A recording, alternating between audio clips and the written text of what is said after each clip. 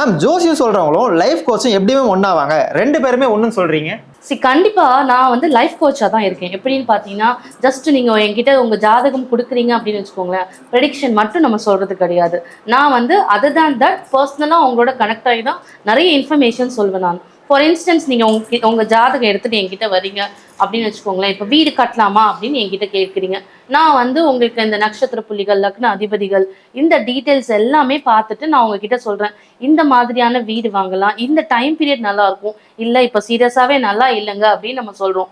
இது வந்து கிரகங்களை வச்சு நான் சொல்ற விஷயங்கள். இதே வந்து பாத்தீங்கன்னா பர்சனலா எப்படி நான் சொல்லுவேன் அப்படின்னா, இல்ல சார் உங்களுக்கு வந்து இப்போ வந்து 4ஆம் இடம் வந்து பிரச்சனையா இருக்கிறப்போ நீங்க வந்து ரொம்ப பெரிய கடன்லாம் வாங்கி மாட்டிக்கிற மாதிரி இருக்கு 8ஆம் இடத்துல சம்மந்தப்படும் போது, அதை அவாய்ட் பண்ணிக்கோங்க. ஏன் சார் கமிட்மெண்ட் எடுத்துக்கிறீங்க அப்படின்ற மாதிரி விஷயங்களை நம்ம டீட்டெயிலா நம்ம சொல்லுவோம். இல்ல நீங்க இப்போ ஒரு பிசினஸ் ஸ்டார்ட் பண்ணணும் அடம் பிடிக்க நீங்க வீட்டுல பேரண்ட்ஸ் கிட்ட உங்களோட பார்ட்னர் கிட்ட. ஸோ அப்போ பார்க்கும்போது உங்களோட ஏஎல்பி லக்னம் வந்து ஃபேவரபிள் பொசிஷன்ல இருக்கும்போது தான் சார் கண்டிப்பா நல்லா இருக்கும்.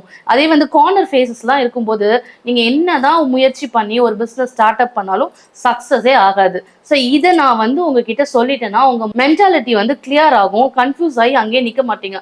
அடுத்து வேற ஏதாவது பண்றதுக்கு யூஸ்ஃபுல்லா உங்க டைம் யூட்டிலைஸ் பண்றதுக்கு பார்த்துப்பீங்க. தேங்க்யூ.